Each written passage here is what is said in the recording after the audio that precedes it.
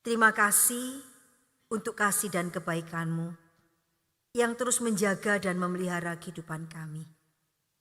Terima kasih karena kami punya Tuhan yang bisa selalu diandalkan dan dipercaya di dalam segala keadaan dan situasi.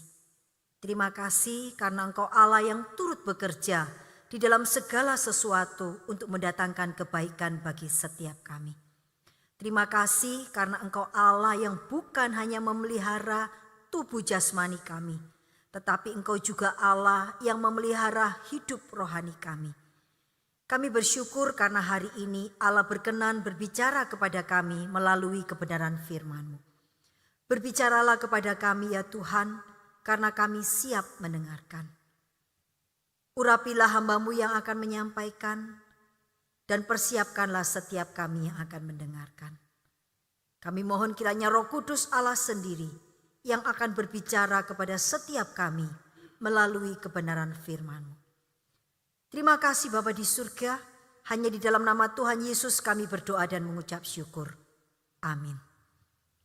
Mari Bapak Ibu yang dikasihi oleh Tuhan, saya mengajak kita membuka satu bagian firman Tuhan di dalam Matius pasal yang ke-18. Kita akan membaca ayat yang ke-21 sampai ayat yang ke-35. Silakan membuka Alkitabnya, karena saya tidak menuliskan semua ayat di dalam slide ya. Matius pasal 18 ayat 21 sampai dengan ayat yang ke-35. Kalau sudah mendapatkan silakan Bapak Ibu memperhatikan. Saya akan membacakan perlahan-lahan untuk kita semua. Dari Matius pasal yang ke-18 ayat 21 sampai 35. Kemudian datanglah Petrus dan berkata kepada Yesus, "Tuhan, sampai berapa kali aku harus mengampuni saudaraku jika ia berbuat dosa terhadap aku? Sampai 7 kali?" Yesus berkata kepadanya, "Bukan, aku berkata kepadamu, bukan sampai 7 kali. Melainkan sampai 70 kali 7 kali. Sebab hal kerajaan surga seumpama seorang raja yang hendak mengadakan perhitungan dengan hamba-hambanya. Setelah ia mulai mengadakan perhitungan itu, dihadapkanlah kepadanya seorang yang berhutang 10.000 talenta. Tetapi karena orang itu tidak mampu melunaskan hutangnya, raja itu memerintahkan supaya ia dijual beserta anak istrinya dan segala miliknya untuk membayar hutangnya. Maka sujudlah hamba itu menyembah dia, katanya, 'Sabarlah dahulu, segala hutangku akan kulunaskan.' Lalu tergeraklah hati raja itu oleh belas kasihan akan hamba itu, sehingga ia membebaskannya dan menghapuskan hutangnya. Tetapi ketika hamba itu keluar, ia bertemu dengan seorang hamba lain yang berhutang 100 dinar kepadanya. Ia menangkap dan mencekik kawannya itu, katanya, 'Bayar hutangmu.' Maka sujudlah kawannya itu dan memohon kepadanya, 'Sabarlah dahulu, hutangku itu akan kulunaskan.' Tetapi ia menolak dan menyerahkan kawannya itu ke dalam penjara sampai dilunaskannya hutangnya. Melihat itu kawan-kawannya yang lain sangat sedih, lalu menyampaikan segala yang terjadi kepada tuan mereka. Raja itu menyuruh memanggil orang itu dan berkata kepadanya, 'Hai hamba yang jahat, seluruh hutangmu telah kuhapuskan karena engkau memohonnya kepadaku. Bukankah engkau pun harus mengasihani kawanmu seperti aku telah mengasihani engkau?' Maka marahlah tuannya itu dan menyerahkannya kepada algojo-algojo, sampai ia melunaskan seluruh hutangnya. Maka Bapakku yang di surga akan berbuat demikian juga kepada kamu, apabila kamu masing-masing tidak mengampuni saudaramu dengan segenap hatimu." Demikian pembacaan firman Tuhan pada pagi hari ini. Bapak Ibu yang dikasihi oleh Tuhan, di dalam sekolah kehidupan yang kita jalani hari ini, mengampuni itu menjadi salah satu mata pelajaran. Dan mata pelajaran mengampuni itu bukan mata pelajaran pilihan, tetapi mata pelajaran wajib yang wajib kita ikuti sepanjang hidup kita. Pelajaran mengampuni ini lulusnya nggak mudah, ya. Ada beberapa orang yang mungkin ketika ujian mengampuni dapat nilai 0, ya. Karena ya belum bisa mengampuni, ya. Sakit hati yang dirasakan, kemarahan yang begitu mendalam, luka yang dirasakan begitu berat, membuat dia tidak bisa mengampuni. Ada atau banyak orang yang mungkin waktu ujian dapat nilainya 60, ya. Ya, mereka sudah mulai belajar mengampuni. Mengatakan bisa mengampuni. Ya wis, saya mau mengampuni. Tapi setiap kali mengingat kejadian yang menyakitkan itu, sakit hatinya muncul lagi, ya. Kata maaf sudah terucap, tapi untuk menyingkirkan sakit hatinya itu belum mampu, ya. Masih terbayang-bayang, masih terus teringat-ingat. Entah berapa banyak orang yang bisa mendapat nilai 90, ya. Dia sudah bisa mengampuni, ya. Melepaskan rasa sakit hatinya. Memilih untuk mengampuni dan belajar untuk menghilangkan sakit hatinya. Memilih untuk memperbaharui hidupnya dan memberikan pengampunan kepada orang yang menyakiti. Mari kita mencoba merefleksi. Yuk kita mikir pelan-pelan. Masih ada enggak hal-hal yang membuat kita terganjal urusan mengampuni? Berapa kira-kira nilai kita pada mata pelajaran mengampuni ini? Ketidakmampuan kita mengampuni biasanya dibarengi dengan kemarahan dan kebencian. Kebencian ini menjadi sebuah misteri yang sulit dipahami, ya. Walaupun kita semua tahu bahwa kebencian itu tidak mendatangkan kebaikan, tapi cukup banyak di antara kita yang memilih untuk menyimpan kebencian. Walaupun kebencian itu kadangkala menghancurkan diri kita sendiri dan juga mungkin bisa menghancurkan orang lain. Sebagian besar di antara kita memilih untuk tidak menghindari kebencian. Seperti saya katakan, kebencian ini menjadi sebuah misteri atau teka-teki, gitu ya. Karena kebencian itu justru membuat kita itu menjadi orang yang sangat peduli dengan orang yang kita benci. Sang pembenci itu biasanya selalu memperhatikan apa yang dilakukan oleh orang yang dibenci. Ketika saya ada di sekolah Aletheia, saya mengalami cukup banyak orang yang datang kepada saya dan menceritakan kemarahannya kepada orang yang dibenci. Lalu saya tanya, kamu kok selalu tahu siapa saja yang dia lakukan? Ya soalnya saya jengkel Bu, jadi dia lakukan apa saja itu saya perhatikan. Dan itu membuat dia menjadi semakin jengkel dan benci. Ya. Tapi anehnya kita membiarkan atau banyak orang membiarkan dirinya itu dikendalikan oleh orang yang dia benci. Ia membiarkan situasi yang menyakitkan dan tidak menyenangkan itu terus menimpa dirinya. Karena menganggap memberi pengampunan itu dianggap kelemahan. Atau memberi pengampunan itu dianggap kita melakukan sesuatu yang lebih. Kok enak sekali dia melakukan kesalahan, saya suruh mengampuni. Bapak Ibu yang dikasih oleh Tuhan, dalam bagian yang kita baca, ya, bagian yang tadi saya bacakan, Yesus menggambarkan pengampunan itu seperti penghapusan hutang dosa. Mengampuni itu digambarkan memberikan penghapusan hutang kepada orang yang bersalah kepada kita. Sikap tidak mau mengampuni itu sama dengan ketika kita itu belum mau merelakan, ya, atau merasa orang itu masih berhutang kepada kita. Ketika bicara hutang, itu menjadi sesuatu yang menjengkelkan, betul ya? Meskipun angkanya enggak besar, kalau ada orang yang berhutang kepada kita dan belum membayar, itu kadang-kadang terus teringat. Ditagih sulit, enggak ditagih itu ganjel. Gitu ya.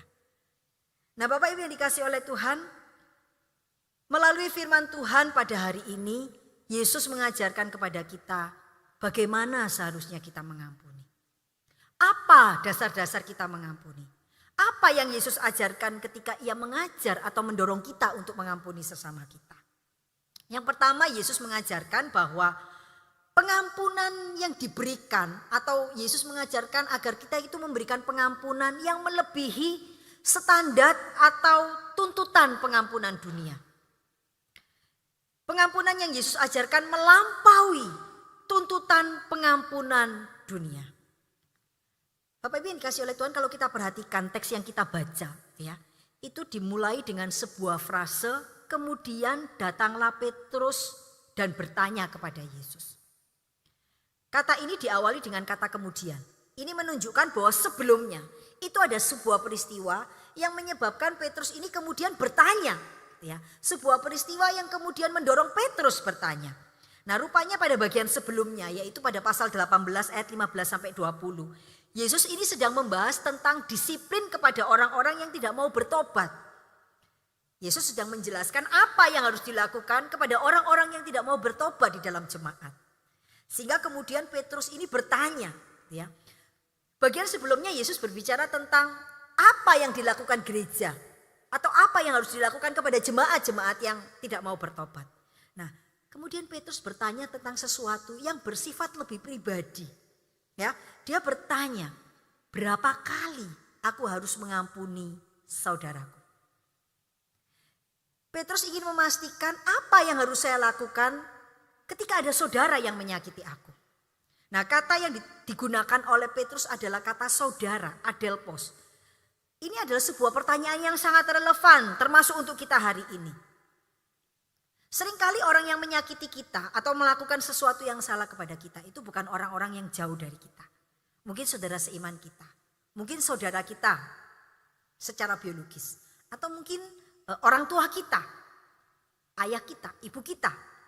Bisa juga anak-anak kita atau menantu kita atau saudara ipar kita. Orang-orang yang dekat dengan kita. Kalau orang itu tidak kita kenal, jauh dari kita, itu ngampuninya lebih gampang. Betul ya? Kalau Anda misalnya jengkel dengan tukang parkir, ditarik lebih, ngomel-ngomel begitu ya. Sudah dibayar, kita pergi, udah enggak ingat gitu ya. Enggak mungkin kita kalau balik lagi, mana tukang parkir yang dulu bayar, minta aku lebih mahal. Kita enggak kepikir kayak gitu, betul ya. Tetapi berbeda dengan orang-orang yang dekat dengan kita. Seringkali kesalahan yang dilakukan oleh orang-orang yang dekat dengan kita, itu justru lebih sulit untuk kita itu bisa mengampuni. Kita merasa bahwa orang-orang yang dekat dengan kita itu harusnya mengerti kita. Kita punya tuntutan-tuntutan yang lebih kepada orang-orang di sekitar kita untuk lebih memahami kita. Sehingga ketika mereka itu melakukan sesuatu yang menyakiti kita, lukanya itu terasa begitu dalam. Bapak Ibu yang dikasih oleh Tuhan, ketika Petrus bertanya dalam bagian ini, dia bertanya, Tuhan, berapa kali aku harus mengampuni? Dan kemudian Petrus menjawab pertanyaan itu dengan kata 7 kali. Ternyata Yesus menjawab dengan jawaban yang di luar ekspektasinya Petrus. Yesus berkata 70 kali 7 kali. Yesus sedang mengajar atau memberitahu kepada Petrus bahwa pengampunan yang harus diberikan oleh anak-anak Tuhan itu enggak boleh sama dengan standar dunia. Enggak boleh hanya sekedar lebih dari standar dunia. Tetapi harus berbeda dari apa yang menjadi standar kebiasaan orang pada masa itu. Nah, sebetulnya ketika Petrus itu mengatakan 7 kali, Petrus ini sebetulnya sudah menunjukkan sesuatu yang lebih baik. Karena menurut aturan Yahudi, itu ya orang itu diampuni hanya cukup 3 kali. Bisa minta tolong slide-nya. Nah, Yesus berkata 70 kali 7. Yesus sedang mengatakan sebetulnya orang percaya itu mengampuninya tanpa batas. Yesus tidak sekedar Yesus ketika menjawab 70 kali 7 kali, Yesus tidak sedang berbicara tentang angka. Tetapi Yesus sedang mengatakan bahwa kamu harus mengampuni tidak terbatas. Gitu ya. Nah, pada masa itu tradisi Yahudi itu mengatakan bahwa pengampunan itu cukup diberikan 3 kali. Kalau sudah 4 kali dia tidak pantas untuk diampuni. Gitu ya. Nah, sementara Petrus itu menyebutkan sebuah angka yang jauh lebih banyak dari aturan pada masa itu. Petrus mengatakan, Yesus, kalau saudaraku ini berbuat salah, kan aku harus kasih pengampunan lebih. Ya, 7 kali kah? Gitu ya. Sebetulnya ketika Petrus bertanya, ini Petrus sudah menyiratkan sebuah standar yang lebih dibandingkan dengan standar pada umumnya saat itu. yaitu 3 kali. Tetapi Yesus mengatakan tidak. Standarmu itu hanya sedikit lebih baik dari standar dunia. Sedangkan standar yang kuberikan kepadamu adalah standar yang harus lebih baik dari dunia. Berbeda dengan standar yang diukur oleh dunia. Yesus mengajarkan bahwa pengampunan itu harus diberikan tanpa batas. Terus menerus diberikan tanpa mengenal kondisi, waktu dan tempat. Melampaui apa yang dunia toleransi. Kita mungkin protes. Kalau orang diampuni bolak-balik enggak jadi lebih baik. Mengampuni itu tidak selalu membuat orang menjadi lebih baik. Mengampuni itu tidak mendidik. Bapak Ibu yang dikasih oleh Tuhan, pada bagian ini Yesus sedang mengajarkan dari sudut pandang kita. Masalah orang itu tidak menjadi lebih baik. Masalah orang itu tidak bertobat. Masalah orang itu kemudian terus mengulang kesalahannya. Itu urusannya dia. Urusanmu adalah mengampuni. Nah Bapak Ibu yang dikasih oleh Tuhan, Yesus mengajarkan pengampunan dengan standar yang berbeda dari standar dunia. Yaitu dengan standar yang lebih tinggi. Kalau kita mengasihi orang yang mengasihi kita, apa upahmu? Ya, Yesus berkata di dalam Matius 5 ayat 46, apabila kamu mengasihi orang yang mengasihi kamu, apakah upahmu? Bukankah pemungut cukai juga berbuat demikian? Yesus ingin mengatakan bahwa kamu harus punya standar yang lebih. Kamu tidak boleh sama dengan standar dunia. Kebanyakan kita itu berpikirnya begini, kalau ada orang yang berbuat jahat kepada aku nggak bales, itu wis baik. Betul ya? Kalau ada orang yang melakukan sesuatu yang jahat kepada kita dan kita tidak membalas, orang sering bilang, kamu baik ya, sabar ya. Ngadepi orang model kayak gitu, kamu kok bisa sabar, kamu kok bisa nggak bales. Wah, bukankah kita merasa, oh ya sudah lebih baik. Karena pada umumnya dunia menganggap kalau orang berbuat jahat, kamu balas yang jahat, itu pantas. Bahkan kalau perlu kamu ada orang jahat, kamu balasnya lebih jahat. Sehingga kemudian ketika kita merasa kalau ada orang jahat menyakiti saya tidak balas, itu saya udah baik. Yesus bilang tidak. Yesus bilang kalau ada orang yang berbuat jahat kepada kamu nggak cuma cukup tidak berbuat jahat. Kamu harus mengasihi dia. Bapak Ibu yang dikasih oleh Tuhan, di dalam Matius 5 ayat 43 dikatakan demikian. Kamu telah mendengar firman, kasihilah sesamamu manusia dan bencilah musuhmu. Tetapi aku berkata kepadamu, kasihilah musuhmu dan berdoalah bagi mereka yang menganiaya kamu. Yesus mengatakan bahwa ketika orang menyakiti kamu, tidak cukup hanya dengan kamu tidak membalas. Tetapi lebih daripada itu, kamu harus mengasihi dia dan berdoa untuk dia. Betapa sulitnya. Betapa beratnya apa yang Allah tuntut. Tetapi Allah mengatakan bahwa ketika kamu dituntut, kamu sudah menerima.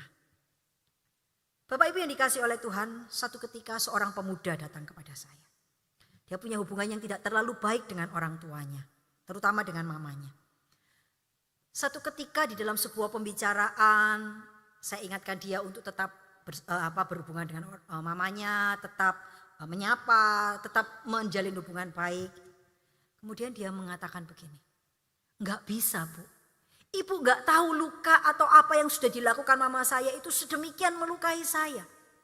Enggak bisa saya suruh kembali berhubungan dengan dia. Lalu saya mengucapkan sebuah kalimat yang demikian. Kalau engkau tidak bisa mengasihi dia sebagai mamamu, kasihilah dia sebagai musuhmu. Dia kaget. Maksudnya Bu, ketika kamu tidak bisa mengasihi dia sebagai mamamu, karena kamu menganggap sebagai mama harusnya dia begini, harusnya mamaku begini, tapi justru melakukan begini. Kalau kamu gak bisa mengasihi dia sebagai mamamu, kasihilah dia sebagai musuhmu. Karena firman Tuhan mengatakan, kasihilah musuhmu dan berdoalah bagi orang yang menganiaya kamu. Ketika Yesus menyampaikan bagian ini, sebetulnya Yesus ingin mengatakan, hai orang percaya, hai orang yang sudah ditebus di dalam Kristus, hai orang yang sudah dikasih di dalam Kristus, kamu tidak punya alasan apapun untuk membenci orang lain. Kamu tidak punya alasan apapun untuk tidak mengasihi orang lain. Kamu tidak punya alasan apapun untuk membenci orang yang menyakiti dan melukai kamu. Karena firman Tuhan mengatakan, kasihilah musuhmu dan berdoalah bagi orang yang menganiaya kamu. Jadi Bapak Ibu yang dikasih oleh Tuhan, ketika Yesus mengajar kita untuk mengampuni, Yesus mengajarkan dengan standar Allah. Kita mungkin gak bisa langsung mencapai standar itu. Tetapi kita perlu berproses, kita terus perlu belajar untuk mengasihi sesama kita, mengasihi musuh kita, mengasihi orang yang menyakiti kita, mengasihi orang-orang yang kita kasihi, yang sudah menyakiti kita dengan standar Allah. Kita perlu proses, kita perlu belajar, kita perlu pimpinan Roh Kudus, tetapi kita harus terus menuju ke arah itu. Mengasihi orang-orang yang menyakiti kita, mengasihi sesama kita, mengikuti standar Allah. Kemudian yang kedua, pengampunan yang Yesus ajarkan itu didasarkan kepada pengampunan Allah. Yesus mengajarkan bahwa ketika kita mengampuni sesama kita, mengampuni orang yang menyakiti kita, dasarnya adalah pengampunan yang sudah Allah berikan kepada kita. Seringkali kalau kita itu mau mengampuni orang, itu kita punya dasar sendiri, betul ya? Kita punya standar sendiri. Saya baru mau mengampuni dia kalau dia itu berubah. Saya baru mau mengampuni dia kalau dia itu menjadi lebih baik. Saya baru mau mengampuni dia kalau dia itu minta maaf. Saya baru mau mengampuni dia kalau dia itu tidak mengulang, berjanji tidak mengulang lagi. Seringkali kita itu punya dasar sendiri untuk mengampuni orang lain. Dan seringkali dasar itu kita jadikan patokan untuk kemudian tidak mengampuni. Dia loh tidak jadi lebih baik. Dia loh tidak minta maaf. Dia loh tidak sadar kalau salah. Dia loh terus mengulang-ulang. Buat apa aku mengampuni? Nanti diulang lagi. Bukankah kita seringkali punya dasar tertentu ketika kita mau melepaskan pengampunan? Tetapi sesungguhnya dasar yang Allah ingin kita jadikan dasar untuk mengampuni adalah pengampunan Allah. Bahwa Allah sudah terlebih dahulu mengampuni kita. Itulah yang menjadi dasar kita mengampuni orang lain. Bukan karena apa yang orang lain lakukan. Bukan apakah dia menjadi lebih baik. Apakah dia berubah. Apakah dia tidak mengulang. Bukan itu dasarnya. Dasarnya adalah karena Allah sudah mengampuni kita terlebih dahulu. Bapak Ibu yang dikasih oleh Tuhan. Kata pengampunan di dalam perjanjian baru itu berasal dari kata apiemi. Yang artinya dosa disingkirkan. Hukuman ilahi sudah dihapuskan dan hubungan antara Allah dengan manusia itu diperbaharui. Jadi Allah itu ingin mengingatkan kepada kita, ketika aku mengampuni engkau, dosamu itu disingkirkan. Aku tidak mengingat-ingat lagi dosamu. Aku membuang dosamu itu ke dalam tubir-tubir laut. Sejauh timur dari barat, aku tidak ingat-ingat lagi dosamu. Ya. Kemudian dikatakan juga semua hukuman atau segala konsekuensi yang terkait dengan dosamu sudah dihapuskan. Dan kemudian Allah itu memulihkan relasi kita dengan Allah. Nah, kata pengampunan ini jugalah yang ditujukan kepada kita yang harusnya kita berikan atau kita lepaskan untuk orang-orang yang menyakiti kita. Ketika kita mengampuni, itu kita tidak mengingat-ingat lagi dosanya. Kita tidak lagi merasa harus ada konsekuensi-konsekuensi yang harus dia lakukan. Dan kemudian memiliki relasi kembali. Nah Bapak Ibu yang dikasih oleh Tuhan, dasar kita mengampuni orang lain atau sesama kita adalah karena Allah sudah lebih dahulu mengampuni kita. Mari kita mencoba melihat kembali di dalam bacaan yang kita baca tentang perumpamaan talenta, ya. Dikatakan bahwa ada seorang pegawai raja itu yang berhutang 10.000 talenta. Kemudian ada orang lain yang berhutang kepada pegawai raja yang berhutang 10.000 talenta itu dengan utang 100 dinar. Kalau sepintas kita baca begitu saja, kita nggak bisa melihat ada sesuatu yang begitu penting dari perhitungan ini, ya. Nah, ketika saya membaca buku kemudian mencoba menghitung gitu ya, mencari tahu itu sebetulnya seberapa besar sih 10.000 talenta itu, gitu ya. Nah, ternyata dikatakan bahwa 1 talenta itu setara dengan 6.000 dinar. Kita mungkin nggak bisa bayangkan, kita nggak pakai mata uang dinar, gitu ya.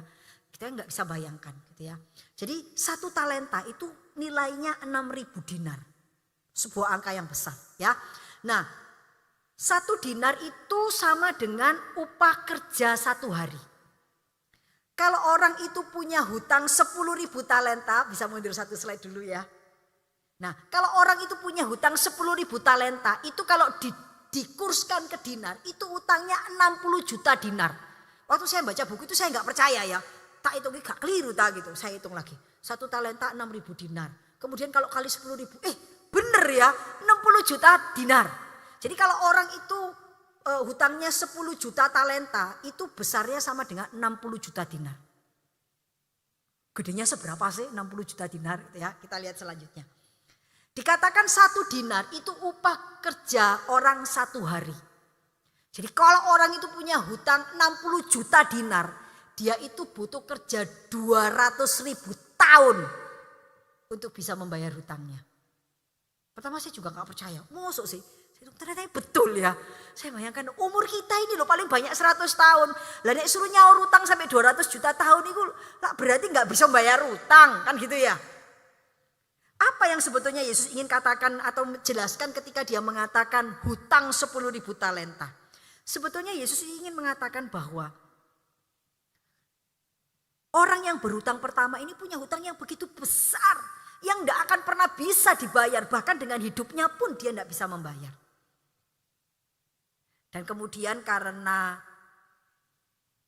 pegawai yang berhutang ini memohon kepada sang raja, dikatakan bahwa dia itu bukan hanya dibebaskan dari hukuman. Karena kan kalau dia tidak bisa bayar hutang dimasukkan ke dalam penjara ya. Anak istrinya dijual, dia masuk penjara. Dikatakan bahwa sang raja itu bukan hanya melepaskan dia dari penjara atau dari hukuman. Bahkan dikatakan semua hutangnya itu dihapuskan. Hukuman disingkirkan, hutangnya dihapuskan. Bukankah itu sebuah belas kasihan yang begitu besar yang dia terima? Tetapi celakanya ketika dia keluar dari ruangan raja, dia ketemu dengan seorang saudaranya yang hutangnya itu cuma 100 dinar. Coba dibandingkan ya. Kita lihat slide selanjutnya. Minta tolong. Hutang 100 dinar dengan hutang 60 juta dinar. Itu dilihat dari sudut pandang apapun itu tidak sebanding. Betul ya? Sehingga kalau kita dengar cerita ini kita mungkin ya ikut gemes-gemes. Keterlaluan ini ya. Mosok utang 60 juta dinar dihapuskan. Itu masih nagih-nagih utang yang 100 dinar. Ya, bahkan menagih dengan cara yang kasar, digambarkan dia mencekik lehernya. Bapak Ibu yang dikasih oleh Tuhan, ketika kita tidak mengampuni sesama kita, kita sebetulnya sedang ada dalam posisi sebagai pegawai yang punya hutang 60 juta dinar. Tapi masih begitu marah kepada orang lain yang hutangnya kepada kita cuma 100 dinar. Karena itu Yesus dalam bagian ini menekankan kepada kita. Dasar kamu mengampuni itu bukan apa yang orang lain lakukan kepada kamu. Tetapi dasar engkau mengampuni adalah apa yang Allah sudah lakukan kepadamu. Hutangmu yang 60 juta dinar itu loh, yang tidak akan pernah sanggup kamu bayar. Itu sudah kuhapuskan. Mengapa kamu masih begitu perhitungan kepada orang yang berhutang dengan angka yang begitu kecil kepadamu? Bapak Ibu yang dikasih oleh Tuhan, mengapa seringkali kita ini tidak bisa mengampuni orang yang bersalah kepada kita? Karena seringkali fokus kita itu menghitung kesalahan orang. Berapa kali dia sudah menyakiti saya? Berapa banyak kesalahan yang dia lakukan? Model kesalahan yang dia lakukan itu model-model. Kita menghitung apa yang orang lain lakukan kepada kita. Kita fokus kepada apa yang orang kerjakan kepada kita. Tapi kita lupa apa yang Allah sudah berikan kepada kita. Karena itu Bapak Ibu yang dikasih oleh Tuhan, kita harus senantiasa ingat kasih dan kebaikan Tuhan. Kasih karunia yang Allah curahkan kepada kita, yang sudah kita terima, itulah yang seharusnya menjadi dasar kita untuk mengampuni orang lain. Mengampuni orang lain itu lebih tentang diri kita di hadapan Allah, bukan tentang orang lain di hadapan kita. Saya ulangi sekali lagi ya. Mengampuni adalah tentang diri kita di hadapan Allah, bukan tentang orang lain di hadapan kita. Jadi dasar kita mengampuni adalah bukan apa yang orang lain lakukan kepada kita. Itu mungkin menyakiti kita. Itu mungkin mengecewakan kita. Itu mungkin melukai kita dengan begitu dalam. Tetapi ingatlah, kita sudah melakukan segala sesuatu yang jahat di hadapan Allah. Dan Allah sudah berbelas kasihan. Karena itu kepada orang yang menyakiti kita, kita juga harus berbelas kasihan. Dengan melepaskan pengampunan kepada mereka. Urusan tidak mengampuni itu bukan urusan yang sepele. Karena ketika kita tidak mengampuni orang yang menyakiti kita, itu kita seperti hamba yang tidak tahu berterima kasih. Hamba yang tidak tahu bersyukur. Hamba yang tidak mengucap syukur untuk kasih karunia yang besar yang sudah Allah berikan kepada kita. Tidak mengampuni itu membuktikan bahwa kita belum mengalami kasih dan pengampunan Allah yang sejati. Jika kita sudah mengalami kasih dan pengampunan Allah yang sejati, seharusnya tidak sulit bagi kita untuk bisa mengampuni orang lain. Kemudian alasan yang ketiga atau pengajaran yang ketiga. Pengampunan yang Yesus ajarkan itu terkait dengan relasi yang dipulihkan. Pengampunan yang Yesus ajarkan itu terkait dengan relasi yang dipulihkan. Bapak Ibu yang dikasihi oleh Tuhan, ketika Injil mengatakan tentang pengampunan, Yesus juga menekankan bahwa pengampunan yang diberikan itu juga terkait dengan relasi yang dipulihkan. Yesus mengajarkan bahwa tindakan mengampuni itu harus diikuti juga dengan pemulihan hubungan. Pengampunan yang diberikan itu harus diikuti dengan pemulihan hubungan. Yang sering terjadi itu kan kita mengatakan saya sudah mengampuni. Tapi saya nggak mau suruh deket-deket dia lagi. Nanti dia nyakiti aku lagi. Kita sering mengatakan, saya akan mengampuni dia. Tapi saya membatasi relasi. Saya mengampuni dia, sudah berkali-kali cukup. Jadi kali ini tak ampuni, ini yang terakhir. Tapi saya nggak mau hubungan dengan dia lagi. Bapak Ibu yang dikasih oleh Tuhan, coba bayangkan seandainya Allah itu ngomong gitu. Dosamu akeh, berulang kali, saben minggu minta ampun. Ya wes tak ampuni, kali ini tak ampuni. Tapi sorry ya, aku enggak mau lagi berhubungan denganmu. Cilaka kita, betul enggak ya? Bapak Ibu yang dikasih oleh Tuhan, ketika Yesus itu mati di atas kayu salib, mengorbankan dirinya. Ada banyak aspek yang sedang Yesus lakukan. Melalui kematiannya di atas kayu salib, ia ingin menyelamatkan kita dari hukuman. Dia menghapus dosa kita. Tetapi jangan lupa ada sebuah perkara yang sangat penting ketika ia mati di atas kayu salib. Yaitu memperbaiki relasi manusia dengan Allah. Karena itu ketika Yesus mati di atas kayu salib ada salah satu peristiwa yaitu tirai bait Allah itu terbelah dari atas ke bawah. Ini menunjukkan bahwa Allah ingin agar manusia itu bisa datang kepadanya. Tidak ada lagi dosa yang menjadi penghalang. Karena dosa itu sudah ditanggungkan di atas salib Kristus. Manusia bisa kembali berelasi dengan Allah. Ketika manusia jatuh di dalam dosa. Hal yang pertama rusak itu adalah relasi. Ketika manusia jatuh di dalam dosa. Dia bersembunyi dari Allah. Dia takut berjumpa dengan Allah. Allah juga tidak dapat bersekutu, tidak dapat berelasi dengan manusia karena dosa. Dan salah satu hal yang ingin diperbaiki, dipulihkan oleh Allah adalah relasi. Karena itu Yesus mati di atas kayu salib. Jadi Bapak Ibu, kalau kita ini mengaku orang yang sudah diselamatkan, sudah ditebus oleh Kristus, tapi kita nggak pernah peduli dengan relasi kita dengan Allah, kita itu belum mengerjakan keselamatan kita dengan baik. Apa yang dikerjakan Allah itu sudah sempurna. Penebusannya kepada kita itu sudah total, sudah lengkap, sudah beres. Tetapi ada bagian di mana kita itu harus merespon. Bagian dari proses pengudusan yang kita alami. itu kita merespon kepada Allah. Kita perlu punya persekutuan dengan Allah. Kita perlu punya relasi dengan Allah. Karena itu saya bisa membayangkan betapa sedihnya Allah itu ketika melihat kita, umat-umat yang sudah ditebus, orang-orang yang sudah dikasihi, itu tidak menjalin relasi dengan Allah. Karena salah satu tujuan penebusan itu memulihkan relasi. Jadi mari kita mencoba untuk mengintrospeksi diri bagaimana relasi kita dengan Allah. Kembali lagi kepada urusan pengampunan. Ketika Allah itu mengampuni kita, ia juga menjalin relasi. Ia membuka diri supaya kita bisa datang kepadanya. Karena itu ketika kita itu mengatakan bahwa saya mengampuni, ada sebuah tindakan lebih lanjut yang harus dilakukan, yaitu memperbaiki relasi. Mungkin ketika kita mengatakan demikian, itu kita langsung membayangkan berbagai macam hal yang terjadi di dalam hidup kita.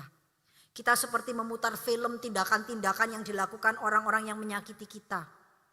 Mungkin itu ayah kita, mungkin itu ibu kita, mungkin itu saudara kita. Saya itu pernah punya teman yang tidak bicara dengan saudara kandungnya 3 tahun. Tinggal serumah, bayangkan. Saya itu sampai tanya itu sampai heran. Kamu gak ngomong selama 3 tahun itu terus piye? Ya gak ngomong. Kalau butuh apa-apa ya gak pernah ngomong. Kalau butuh ya aku berusaha gak berhubungan. Kalau bisa aku cari orang lain. 3 tahun bayangkan serumah. Gak ngomong 3 tahun itu saya gak bisa bayangkan. Terus kalau kamu tok gini ya apa? Ya diem aja.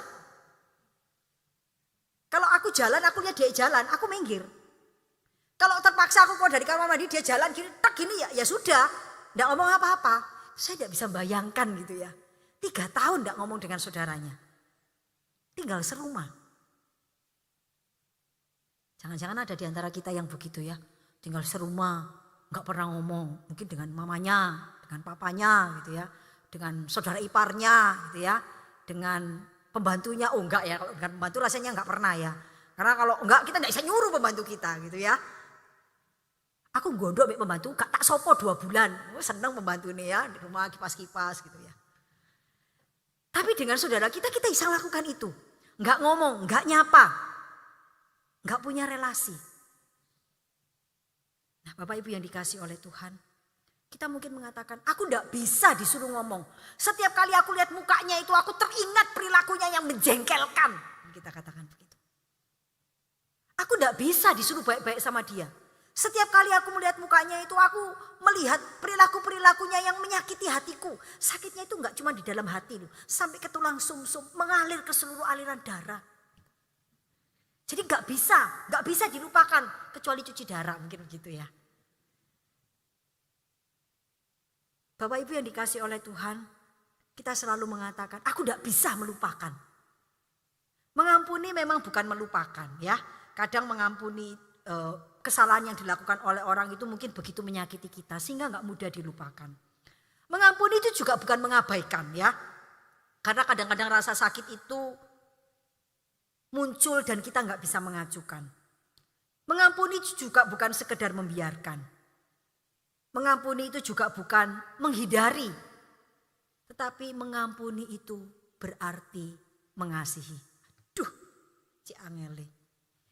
Ingat aja jengkel suruh mengasihi gimana? Ingat aja langsung rasanya hatinya ini berdengup-dengup. Suruh mengasihi bagaimana? Tetapi Bapak Ibu yang dikasih oleh Tuhan, inilah yang Allah minta untuk kita lakukan. Dan saya yakin ketika ia memerintahkan kita untuk melakukan, dia menyediakan kekuatan lebih bagi kita untuk bisa mengampuni. Mengampuni itu berarti mengasihi. Mengampuni itu berarti menciptakan relasi. Mengampuni itu berarti memulai untuk melakukan sesuatu bagi orang yang menyakiti kita. Kadang-kadang kita itu kan gini, kalau sudah gak ngomong 2 bulan gitu ya. Terus tiba-tiba kita yang suruh mulai ngomong duluan. Itu rasanya gengsinya itu segede gunung. Betul ya? Kok aku disuruh nyapa duluan? Kenapa gak ada isi nyapa duluan? Nanti kalau aku nyapa duluan dikira, "Loh kan kamu sing boto toh, makanya nyopo aku disian." Betul ya? Bukankah kita seringkali punya bayangan begitu? Tapi bisa jadi orang yang bermasalah dengan kita itu juga nggak berani nyapa kita duluan. Ini aku nyapa duluan, aku soalnya tahu aku nek salah, ini aku tahu aku sing salah. Ini aku nyapa duluan terus pas, duh ya apa rek muka aku tak taruh mana gitu kan ya. Betapa seringkali praduga-praduga yang ada di dalam pikiran kita itu kemudian membuat kita tidak berani melangkah atau melakukan sesuatu. Gengsi kita itu kemudian membuat kita berhenti melakukan apa yang firman Tuhan katakan. Kita punya banyak pertimbangan untuk memulai. Tetapi perlu ada sebuah langkah untuk segera memulai. Kalau ada di antara kita yang hari ini punya hubungan-hubungan yang bermasalah, yang perlu diperbaiki. Gak usah mikir panjang-panjang, gak usah mikir banyak-banyak. Lakukan sesuatu. Berdoalah terlebih dahulu, mintalah Tuhan. Saya itu biasanya kalau punya masalah itu saya selalu doa gini sama Tuhan. Tuhan, kasih saya kesempatan, kasih saya momen, kasih saya waktu untuk bisa memulai sesuatu yang baik.